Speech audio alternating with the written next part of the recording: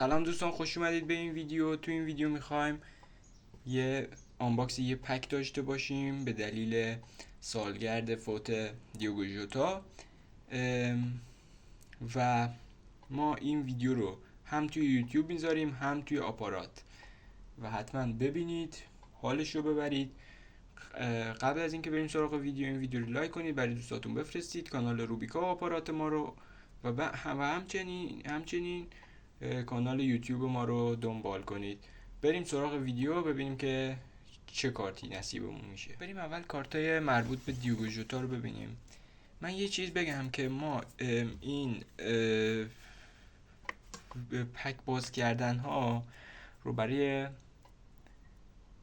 روزهای کسایی که مثلا فوت شده باشن خواهیم داشت، فوتبالیستای محبوب مثل مارادونا.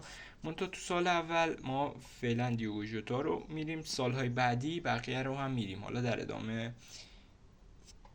در سالهای بعدی میریم.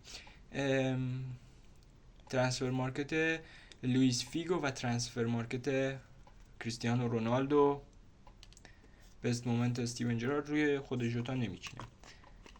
رویال محمد صلاح، بازیکنایی که هم تیمیش بودن، همه نوکارتشون آوردیم، و بازیکنایی که لیورپولی و حتما هم تیمی نبوده، حالا بعضیاشون هم تیمی بودن بعضیاشون هم نبودن.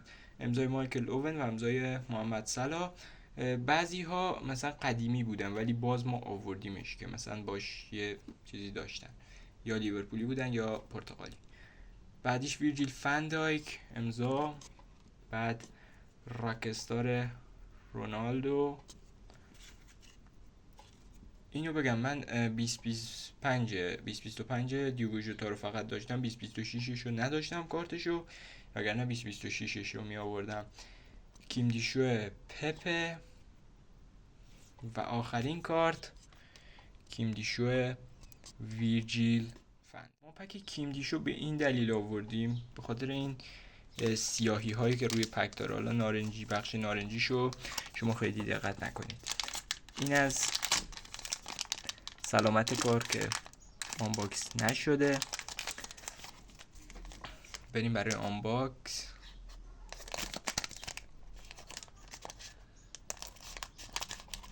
و اینو یه بار دیگه بگم، ما برای بازیکنهای محبوبی که فوت شده باشن پک میزنیم از این به بعد،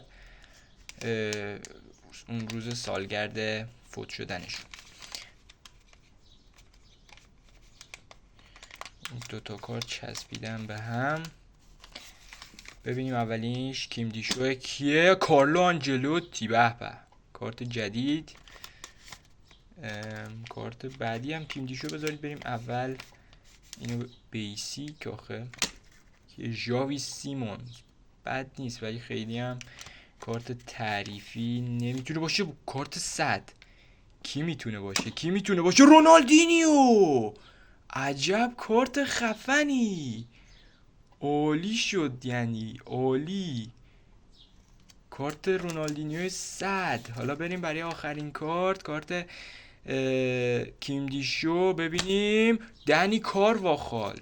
همه کارت ها جدید بود و کارت خیلی خفنی بودش. رونالدینیو 100، عجب کارت خفنی. و از لیورپول و پرتغال نتونستیم بگیریم ولی خب باز کارتای خوبی گرفتیم.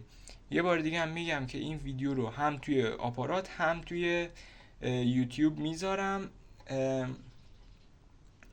تمامی ویدیوهایی که راجع به سالگرد فوت بازیکنهای به یادماندنی فوتبال هستند.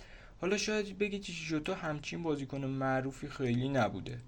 بله شاید خیلی معروف نبوده باشه ولی به خاطر اون زود مردن و جوون بودنش خیلی معروف شد دیگه. زود فوت کرد، به همین دلیل خیلی معروفه. و کارت خفنی گرفتیم، رونالدینیو 100. حال میده. ممنونم که تا پایان این ویدیو رو تماشا کردید. تا ویدیوهای بعدی، خدا نگهدار.